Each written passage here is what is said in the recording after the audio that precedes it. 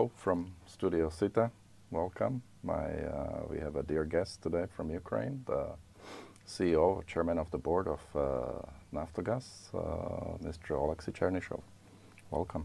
Thank you very much. Thank you for your invitation. What brings you to Bratislava?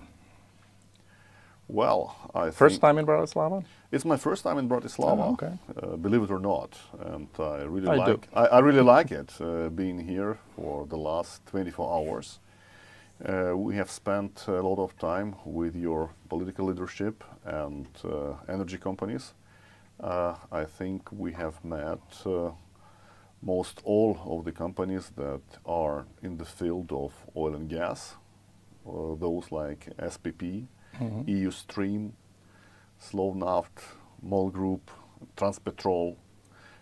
I think those that are leading the market and actually bringing the sustainability of energy to this country. I'm really excited about meeting them.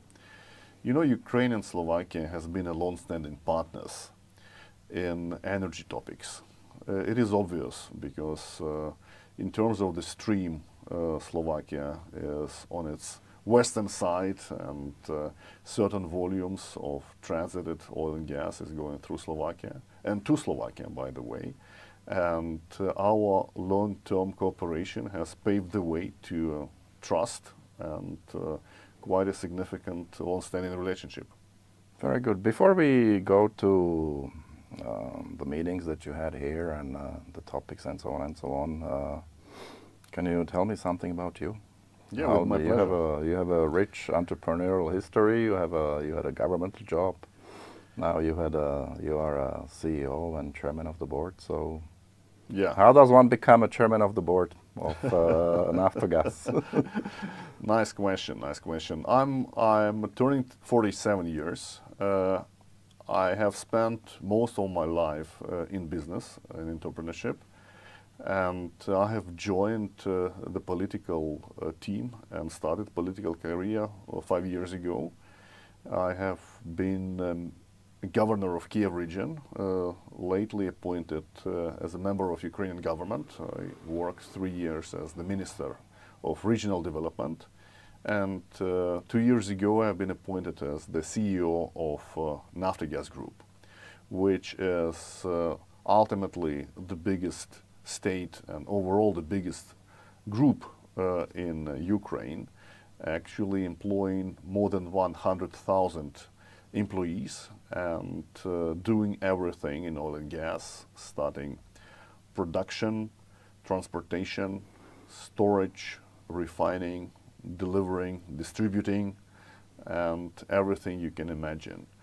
The company is very important. Again, it's the biggest one, and 10% of Ukrainian taxes are being paid by Naftogaz, which is quite a significant role. This year, we are intending to pay an amount close to 2.5 billion euros in taxes to Ukrainian budget. That brings certain responsibility for running this group, and of course we have international contracts as well, also with Slovakian companies that we do admire, and I'm sure we have a very interesting future together. We surely do. I mean, the systems were built in the past, being interconnected. You stepped in as a CEO into a business that used to be very predictable. You stepped in the period right in the middle of the war. So I believe your daily agenda is far different from the pre-war CEO of that company. Can you tell me what was your first day in the company, and what's the general vibe in the company? Very interesting question. Of course, functioning during the war and war economy is a way different from the peaceful times when everyone is concentrated on development and efficiency.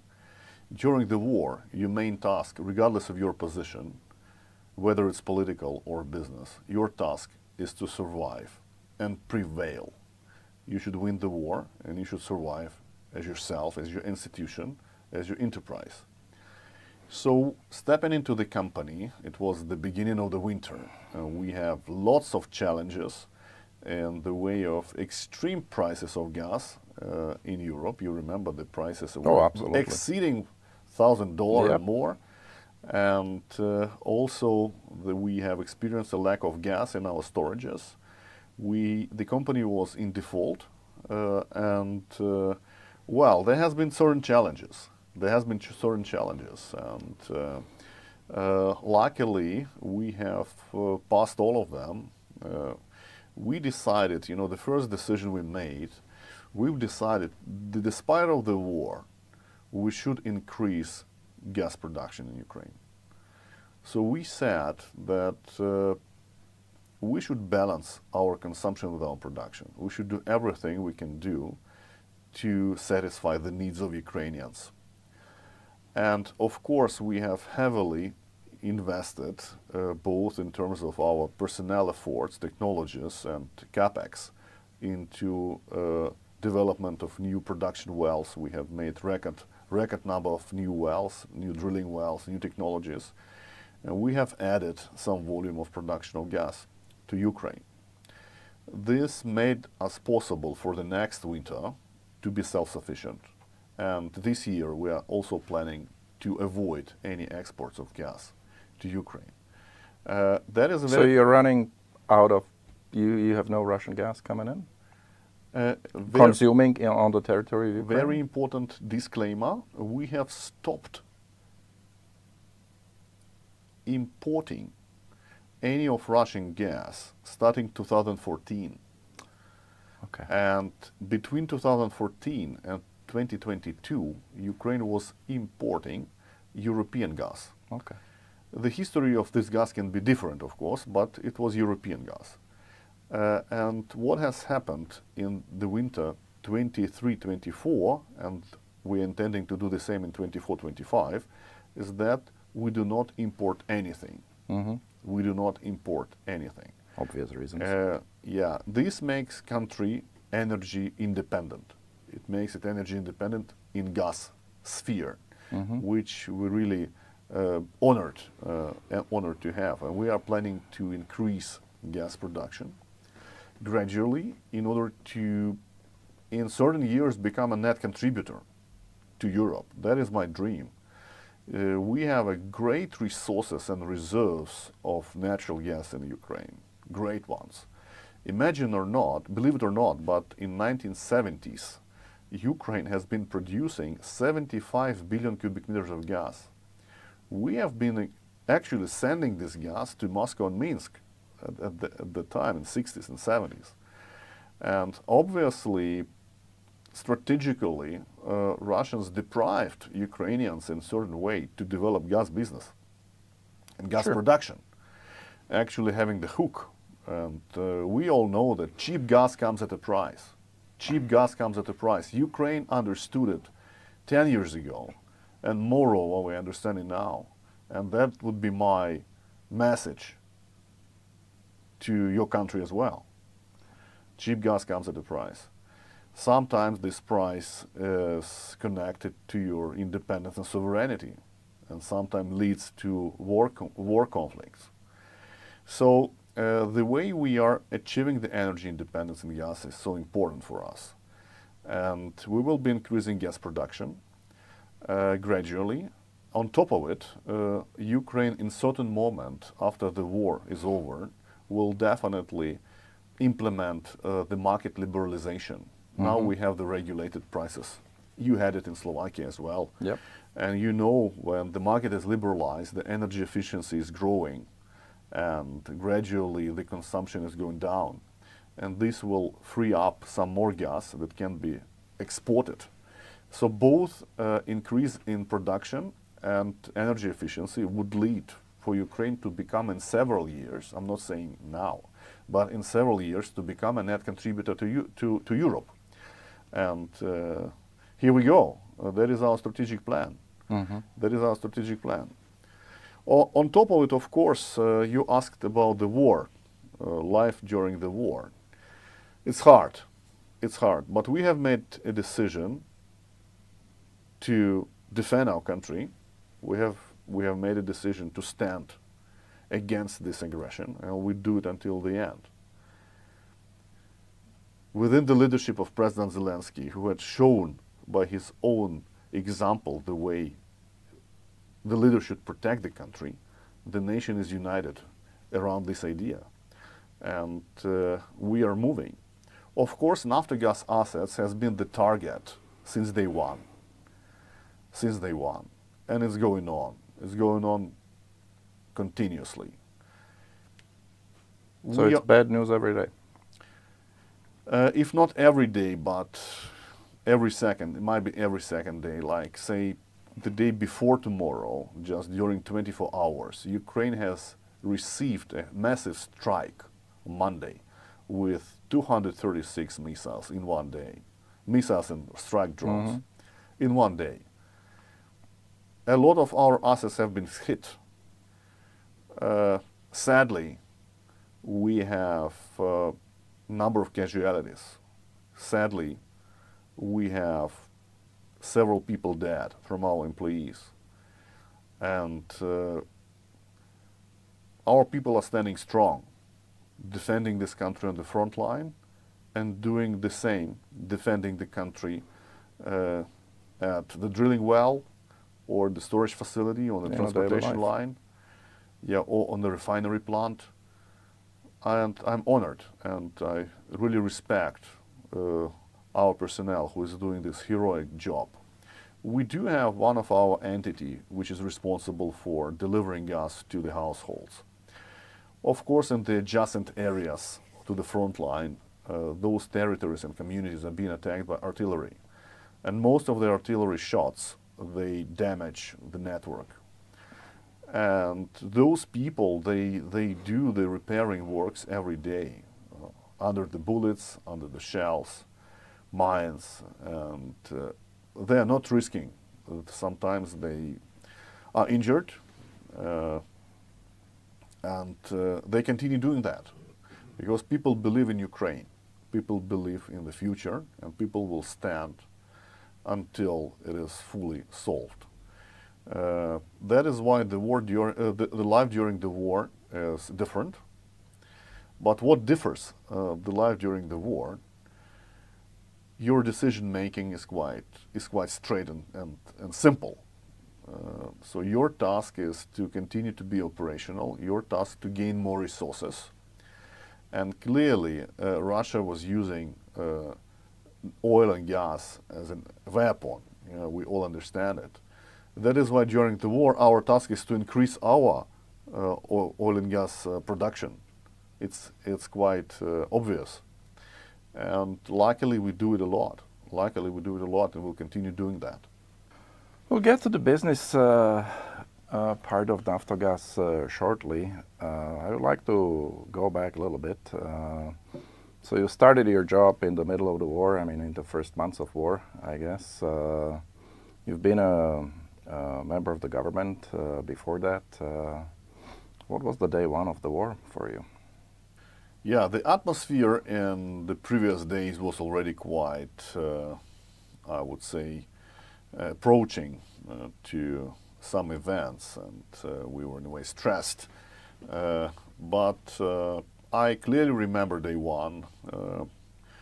We woke up in our house, in our family house, like 4 a.m., 4 to 5 a.m. in the morning with blasts and strikes. We heard it. Within a very short period of time, I had a call with Prime Minister. As I have told you, I've been a Minister for Regional Development and responsible for regional cooperation and work in the regions of Ukraine with local self-governance and governors. We discussed certain steps in order to accumulate and to activate the communication within the territorial communities. And immediately I departed to my ministry, where we had most everyone already. Departing to the ministry means what? You jumped into the car. I jumped into the driver. car. Yeah, I jumped into the car, and I was in the ministry, and I saw everyone who should have been in this moment. So we have a protocol, the war protocol, yeah, and I'm happy to say that every single person was there, regardless of the situation. And we have been discussing the first steps. The ministry is also responsible for communal services, delivering of centralized heating and guaranteeing it, and electricity supply, water supply. So we analyzed already what areas were damaged, in which territories. We're also responsible for construction. Some reconstruction. We were thinking about the reconstruction in the first hours of this war. Yeah, so that was the first day.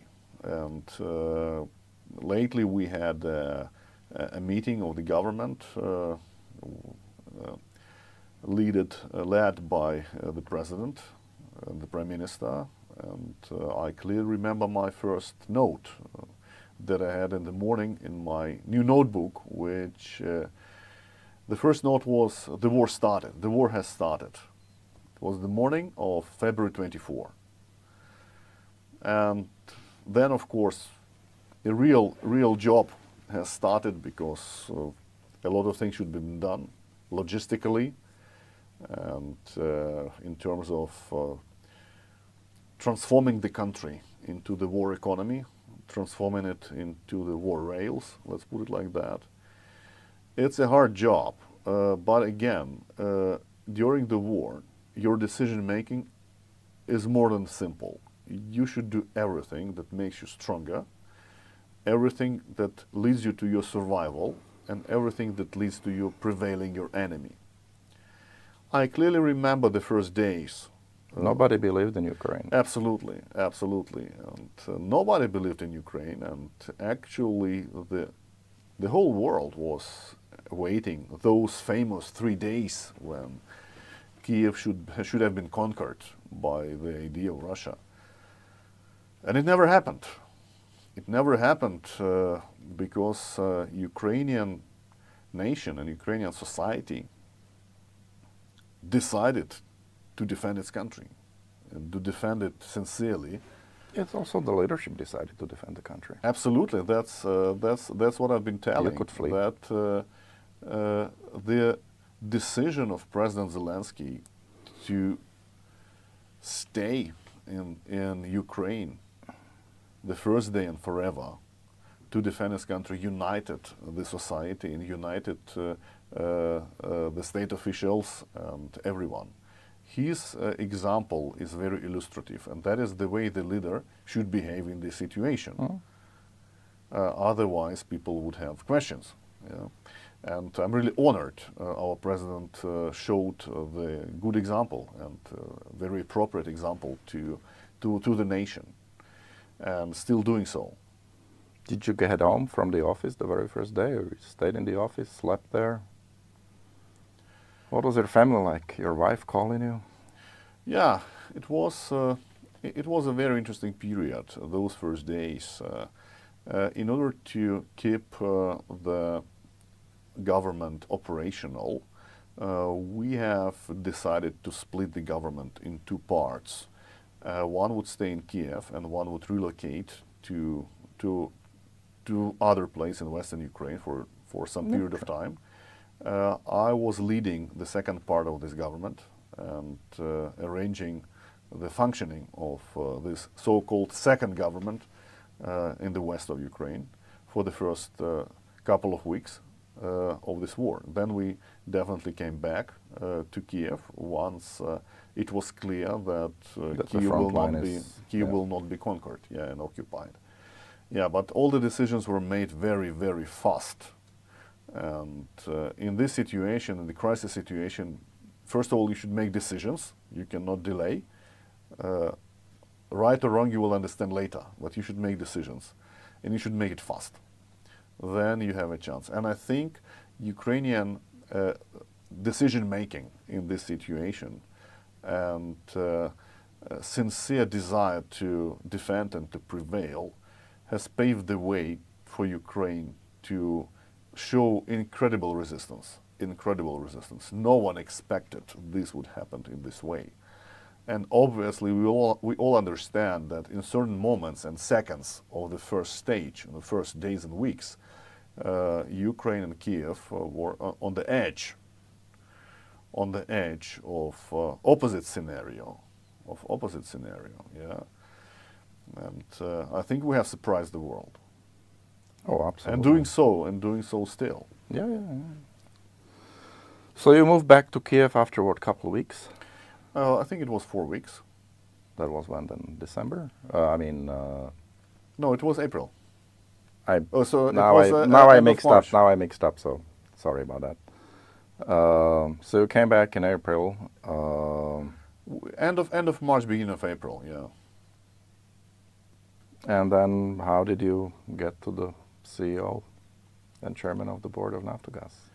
It has been another 6 months before I turned into Naftogaz.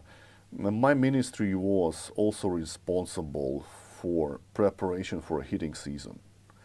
That's what I wanted to ask about the heating season. Yeah, we've That's been organizing the national preparation, including the communities and cities and regions, because it's not only energy itself, but it's also the preparation of the communal infrastructure and some work that should be done in order to repair and to prepare.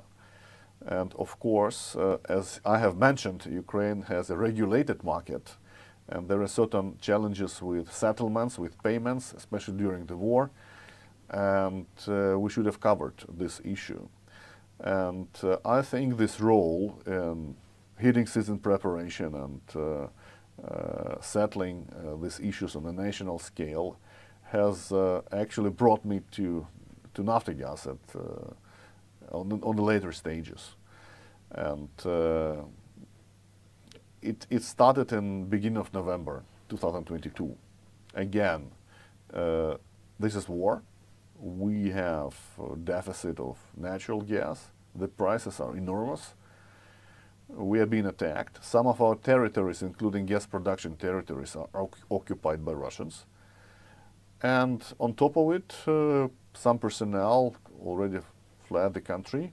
And well, on top of it, we are in default, financial default for not servicing our Eurobonds.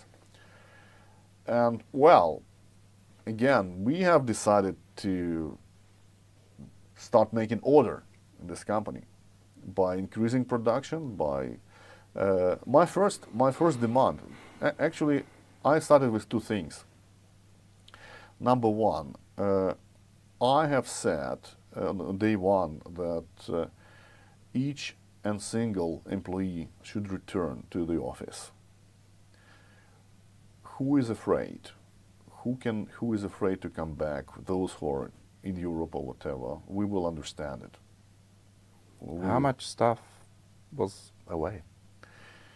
10%, 20%, 30%?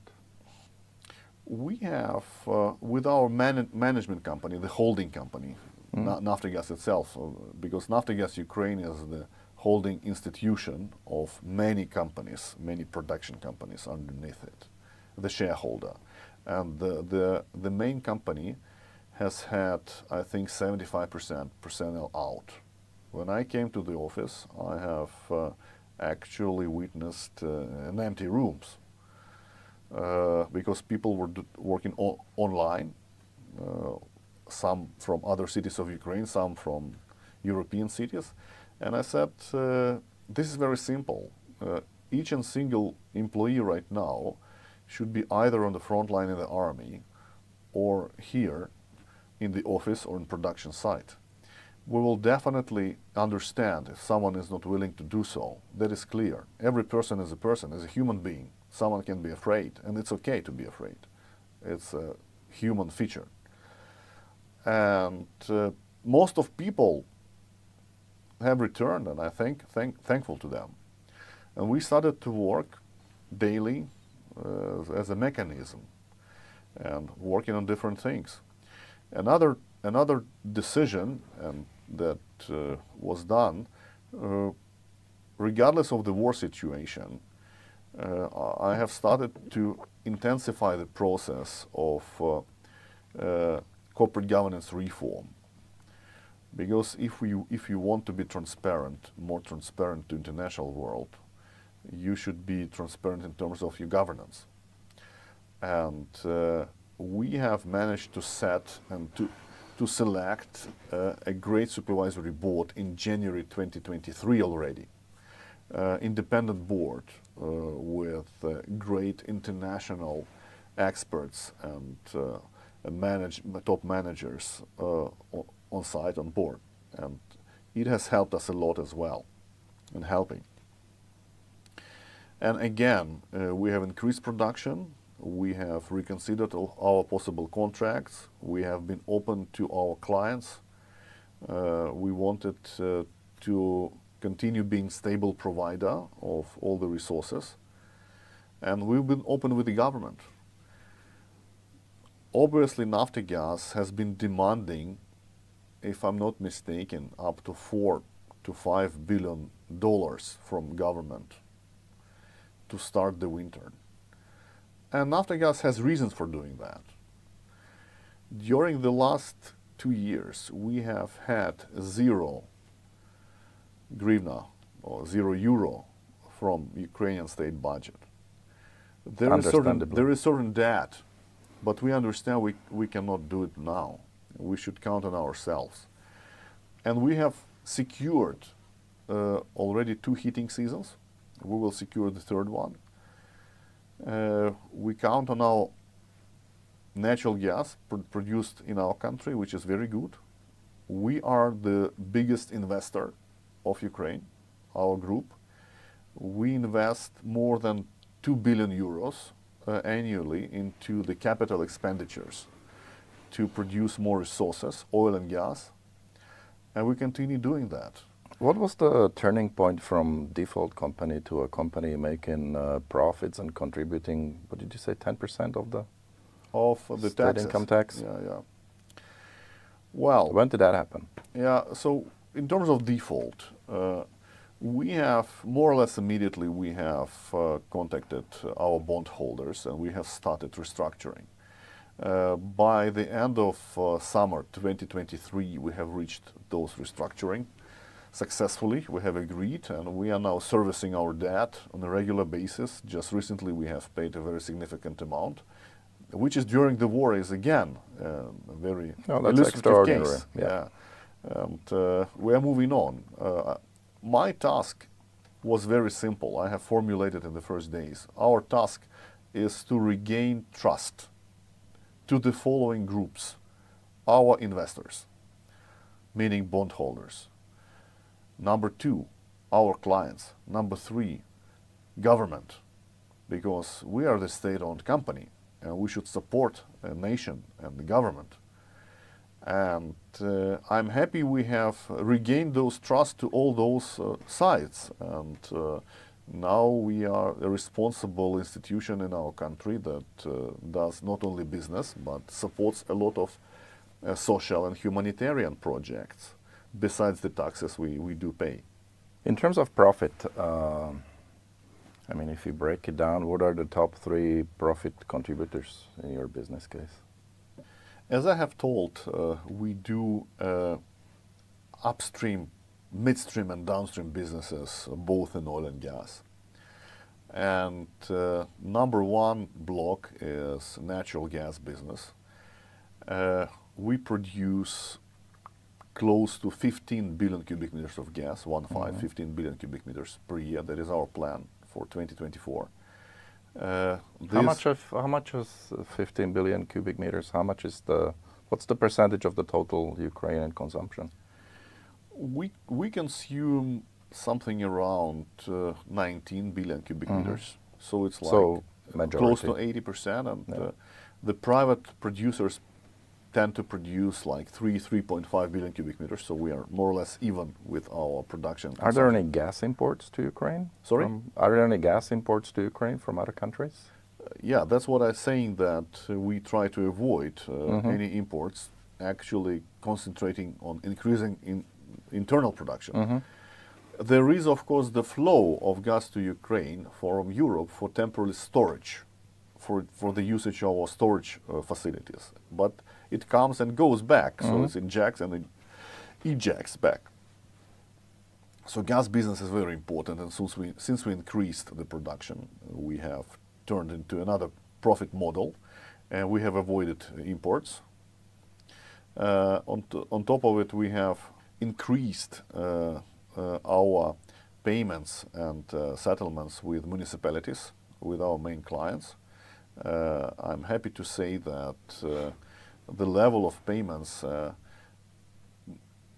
appear to be much better in some areas even than pre-war. Our clients, our households, are now paying us more than 90% of the bills. You believe it or not, but this ratio was lower before the war. Ukrainian people are so responsible, understanding that those money are supporting Ukrainian economy, covering the bills even during this period of time. It's extraordinary. I appreciate it very much. And we have increased our payments with the municipalities. We have agreed with mayors that we should also be more disciplined in that way.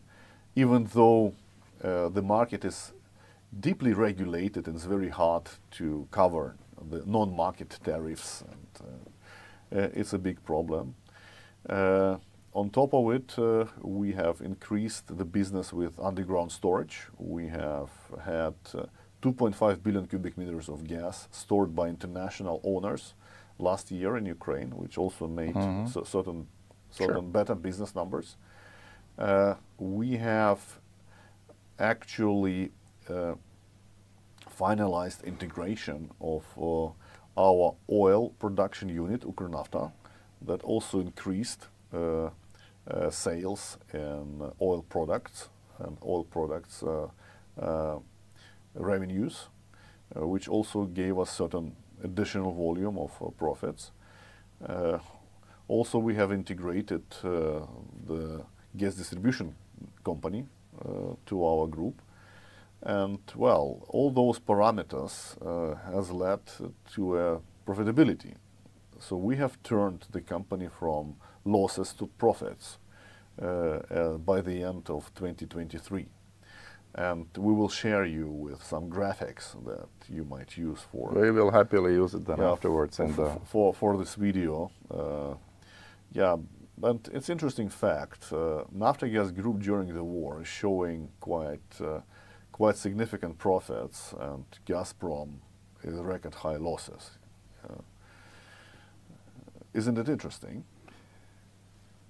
The whole story, that, as you said, is interesting because I just wanted to have a picture how the company operates during the war, you know, during the struggle you have there, all the security issues, as you said, a lot of people away and so on and so on. So when I checked the figures first and I saw that you were making a profit, I was actually like, wow.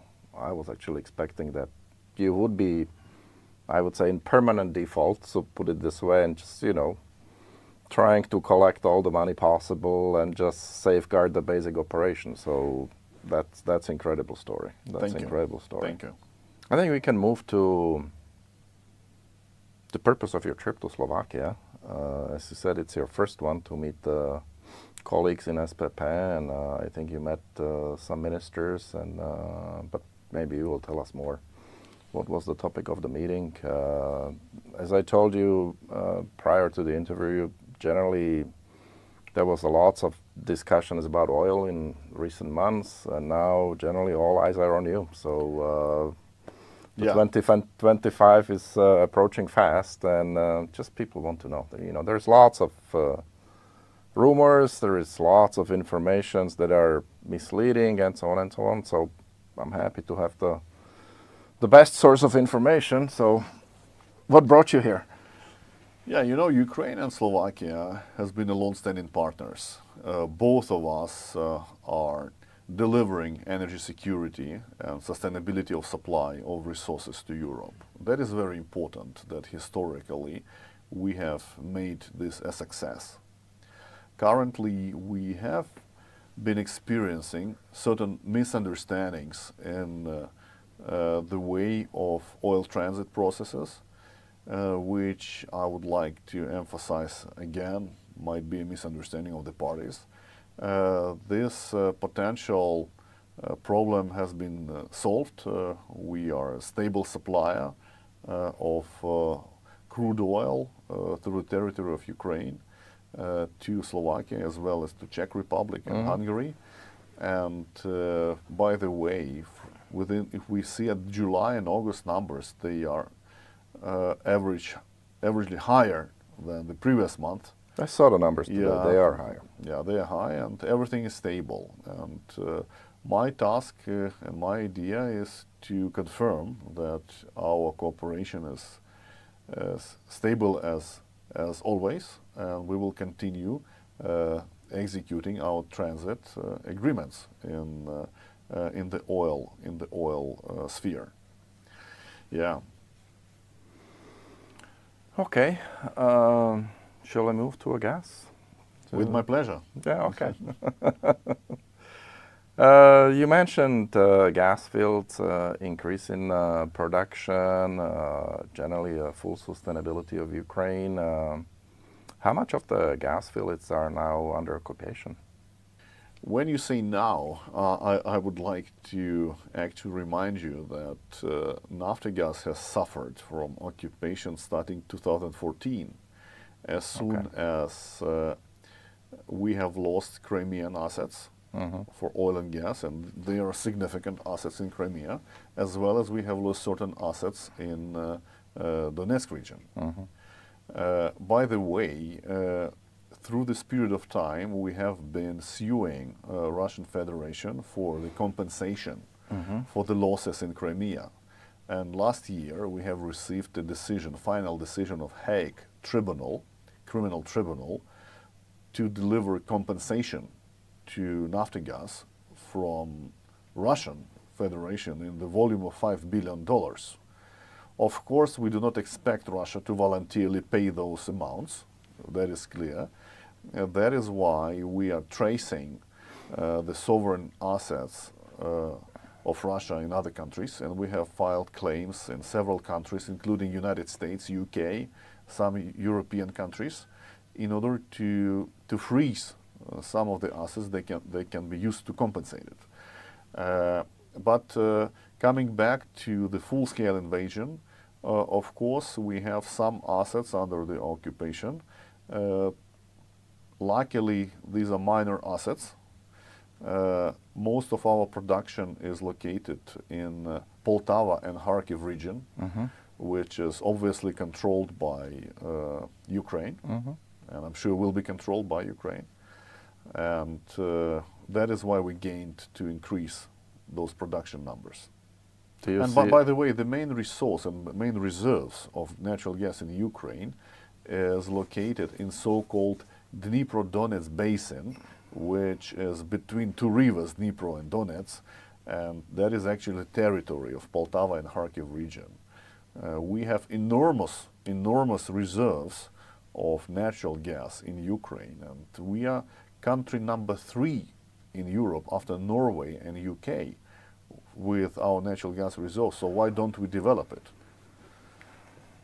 This was actually broadly discussed like around the year 2000, that the Ukraine was prospective country to become a net exporter of gas. So I just wanted to know how that evolves. And as you said, part of it was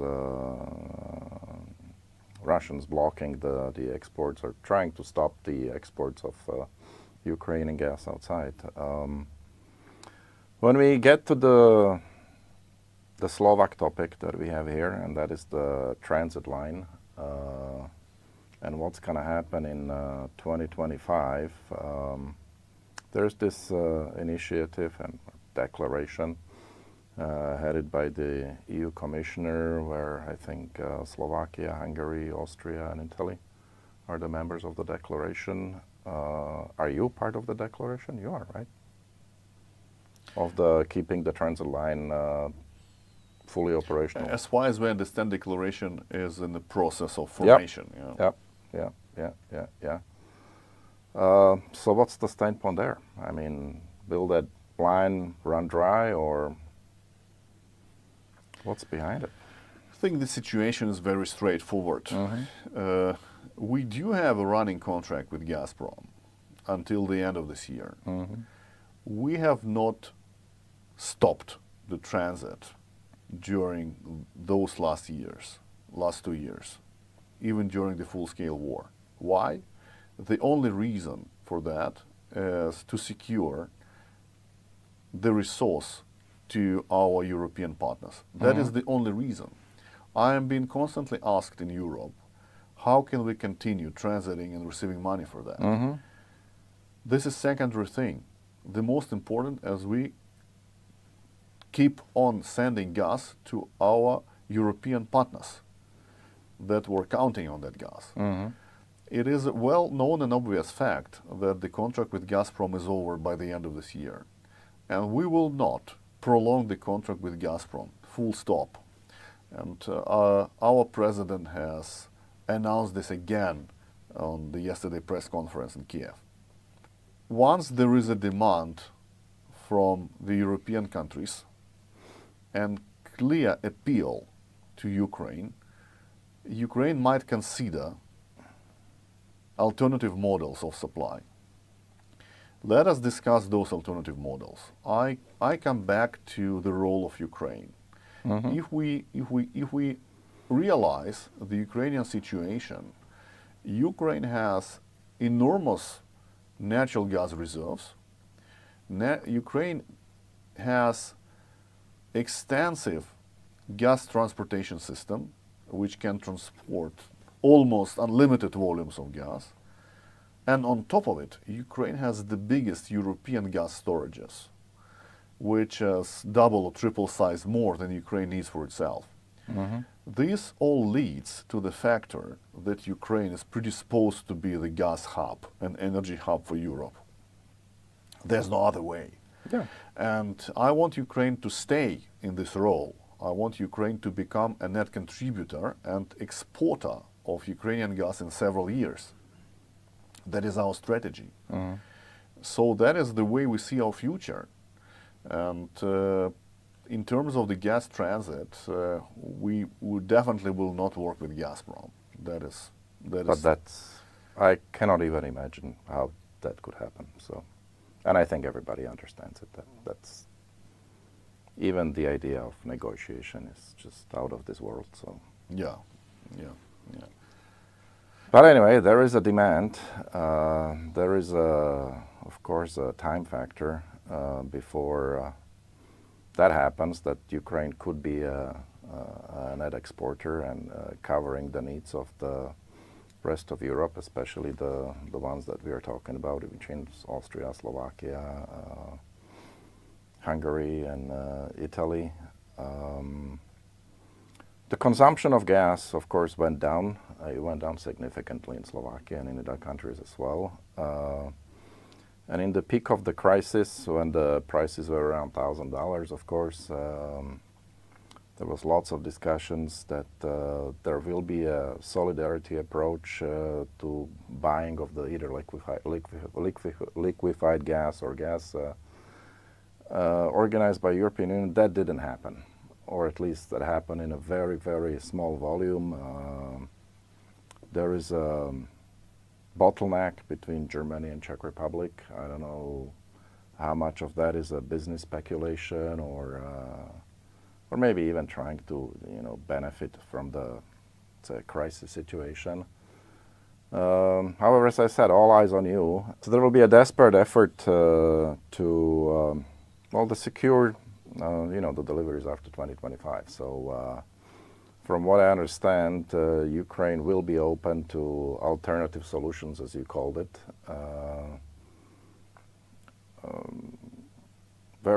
On which part of the court is the ball now? On the European court, or how should this happen? Saying that there is no common approach from the European Union, so it's now like every country for itself, but eventually it's 4 months down the road, something like that? I think since we're approaching to the end of this year and the end of this contract, I think now the processes will be, dynamics will be more intensified, and we will see more actions. We'll see more actions in that field. Oh, I think your visit is one of the actions. So could be. Could be. My task from this visit is to actually once again emphasize on the fact that Ukraine tends to remain a very solid partner for Slovakia in terms of both oil and gas supplies and storage, by the way, and we will remain like that. And we should find a model for that. And coming back to your question, obviously, finding the solution is quite complicated. But I would not like to dramatize the factor. Russian people love drama. So. Current Russian transit, in terms of the overall European consumption, do you think is how big? I think it's what, 10-15%, something like that. From the noise we hear in some European countries, it can be like that. But the practical percentage for 2024 is not exceeding 4%. So that is the volume of Russian gas right now, physical Russian gas. And it's probably the question of distribution of that gas in certain countries. That's true. That's true. But if you analyze the European gas consumption, 4% cannot significantly influence the deficit, create a deficit, and cannot influence the price. So it's more noise than the practicality, number one. But you're right, the distribution of those 4% in some of the Eastern European countries absolutely is the core situation, and that is where we should be concentrated. So number one, even theoretical stoppage at any moment will not create a deficit in Europe.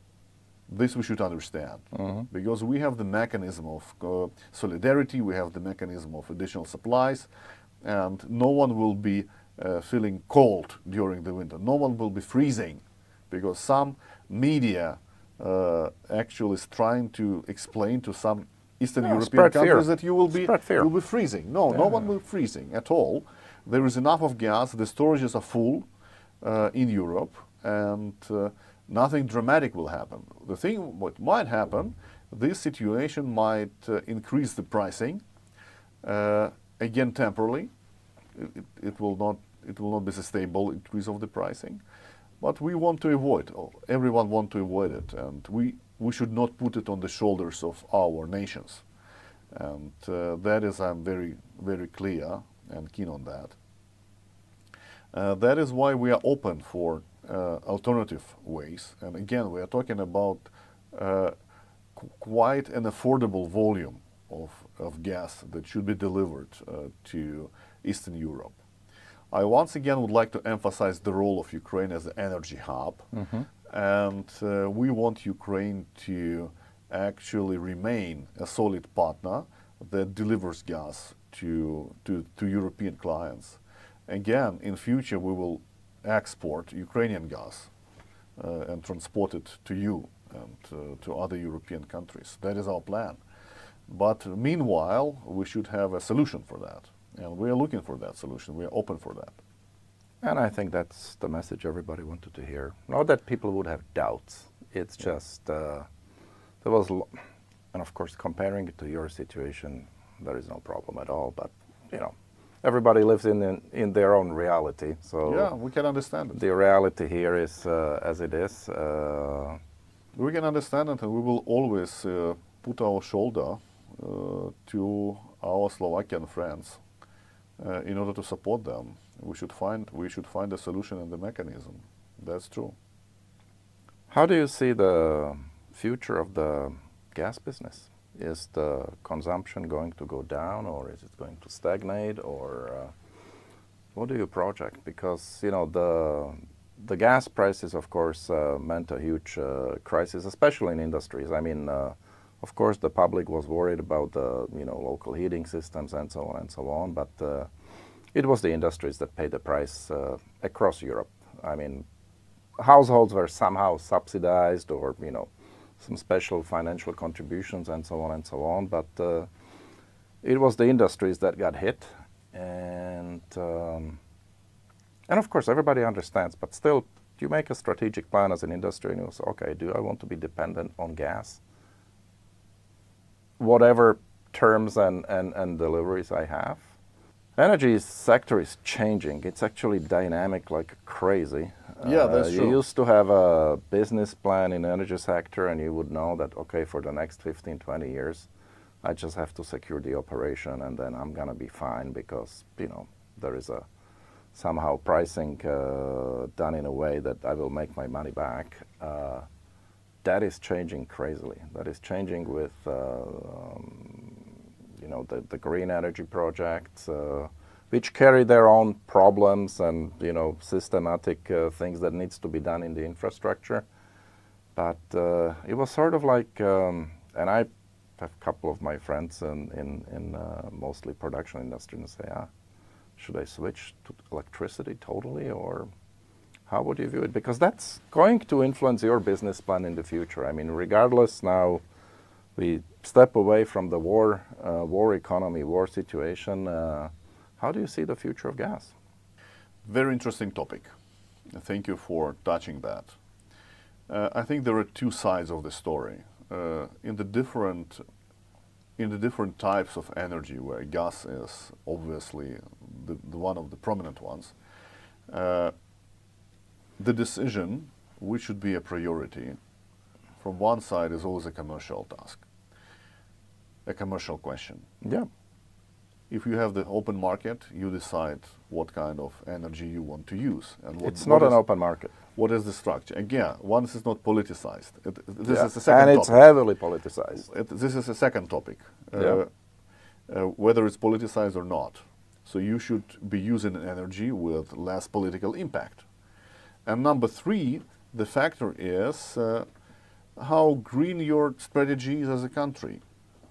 What is your decarbonization strategy? What are your values? How do you see your developments? And in that perspective, I think gas has a very stable future.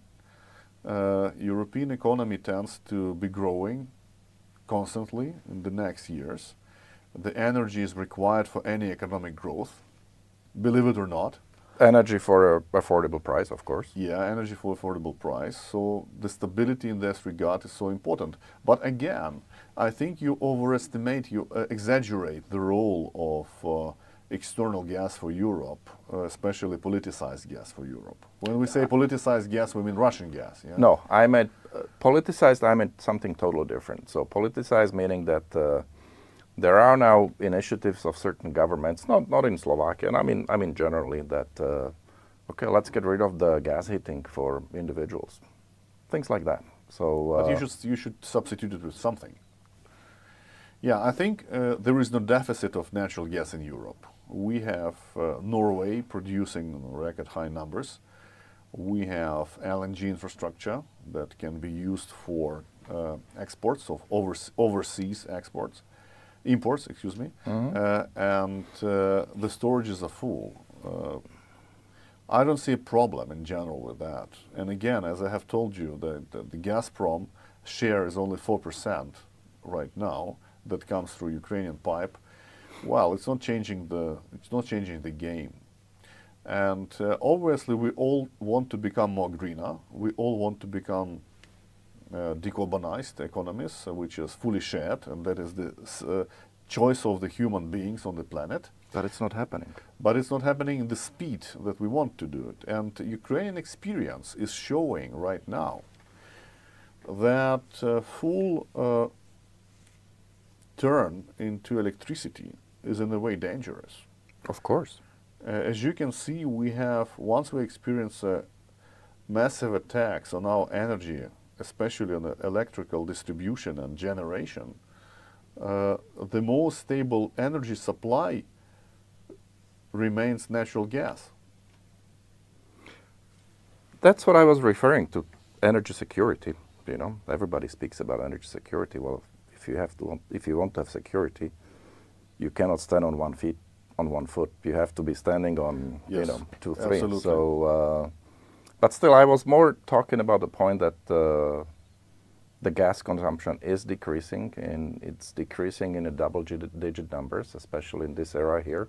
Of course, it might be caused by increasing prices, but still, do you somehow calculate the decarbonization, successful or unsuccessful, in your production plans in the future? Is there a long-term vision of how this is going to evolve? Definitely we want to implement it once the war is over. During the war, our task is to have the maximum production of gas, as long and as it takes, you know. It's during the war your task is to survive. Oh, but no question about as it. I told you, and our strategy appeared to be this was more hypothesis, you know. So a right one, because we have managed to satisfy our production to our consumption, meaning we are not importing gas, so we're not dependent on political movements. That was a very proper decision from our side, and we store gas of other international players in our country, which also helps us in a way to maintain more pressure. And we see that natural gas during our situation is so important, because if you don't have electricity in your house, in your apartment, an apartment block, but you still have gas, you can still have heating. At least in our climate. You can still have, you can cook the food. Yeah. You can have hot water because you can heat it, and you can have some basic needs which are so important during the winter, during the war, and that is why I'm so concentrated on gas. And of course, natural gas can provide the maneuver and energy production, which is so important during the different peaks. So I think natural gas will remain the cornerstone of European economy for the next decades. I think so. And once the war is over, obviously the pricing might be more stable, like it was before. So I think, but of course we should use alternative ways of generating energy in Europe. You know, but we should not be so extremely focused on green energy, because green energy cannot how do you say, change the logic of not in our ways. geography. Not in our geography, but maybe during the time. So we are now witnessing the development of energy storage technologies, which will help a lot, especially Ukrainian future, because Ukraine, the peaceful Ukraine, generates more energy it needs, and the storage facilities for electricity is so important. Absolutely.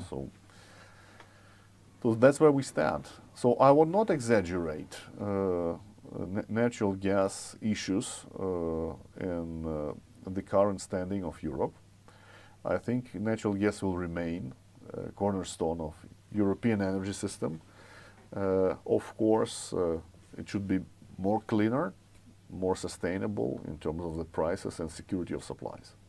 Absolutely. And less politicized, as you say, less politicized. That would help a lot, actually. You know, there is a statement I heard in Slovakia that Tell me. oil is business and gas is politics. No. Do you agree with that? I think energy became politicized some years ago to a level that was unhealthy. And actually, Europe made a lot of self-damage. I mean, now European Union countries made a lot of self-damage, politicizing energy sector, doing very stupid decisions, and now we're paying the price. So it also not all of it should be blamed on a war in Ukraine. In a way that we are responsible for our own mistakes, and we are paying price for it. Yeah, absolutely. So I think they're all politicized. I mean, now, especially here, I mean, I understand that you don't have energy and time to watch it so closely and in the details. But generally, I think fossil fuels are being too stigmatized. And just reality shows that, hey, we are dependent on it. If we like it or don't like it, we can do our best to decrease the consumption, make it a little greener, but the basic life is just dependent on it. And Yeah. for the next decades, there is no other choice. So stop dreaming about, totally green future and zero emissions and so on. It's a nice goal, and everybody should, do everything for it. But then the reality bites, and I can actually create lots of social backlash for the politicians if they go, too much into it. Yeah. My last topic would be, you had a lot of meetings last 2 days in Slovakia. You met governmental officials, you met representatives of the energy companies. What's your overall take on that? Very supportive and open meetings. I have had a very important meeting with Prime Minister Fico and Vice Prime Minister Ms. Sakova. We had an open discussion. I think we have confirmed we have a stable supply of crude oil to Slovakia. We are also understanding the situation with gas transit and the potential outcome. It was good to synchronize on that topic, and there is a mutual support from Ukraine and Slovakia at this matter. And I'm happy that the meetings with all the energy companies in oil and gas that we actually managed to have during the last day was also very open, very professional, and very perspective. We want to remain your stable partner. We want to remain your business partner. And as I have said, I think in the terms of gas and oil infrastructure, Ukraine and Slovakia is in the way one element. So we are partners in that regard, and we should consider remaining that for the next decades to come. We value a lot the role of Slovakia in the past and the way you supported Ukraine with certain reverse flows, and we all remember that, and I'm sure we will have the bright future together. Thank you. Thank you. And this couldn't be a better ending, so thank you for the interview. Thank you very much.